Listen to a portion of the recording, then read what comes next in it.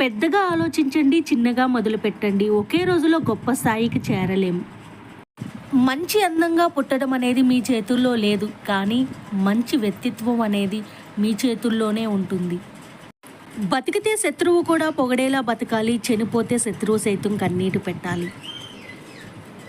వాదించాల్సిన సమయంలో మౌనంగా ఉండటం పిరికితనమే అవుతుంది, మంచితనం కాదు.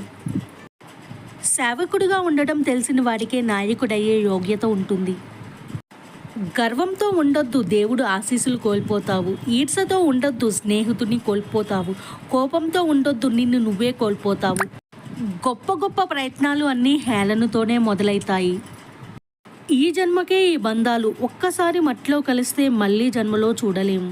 అందుకే ప్రతి క్షణం బంధువులతో గడపలేకపోయినా కాస్త సమయాన్ని, ప్రేమను పంచి మధురమైన జ్ఞాపకాలతో మలుచుకుంటూ ముందుకు సాగటమే అందమైన జీవితం. ఎక్కువగా మరిగిస్తే నీళ్లు కూడా ఆవిరైపోతాయి. అలాగే భరిస్తున్నారు కదా అని బాధ పెడితే బంధాలు కూడా తెగిపోతాయి. వీడియో కనుక నచ్చితే లైక్ చేయండి ప్లీజ్.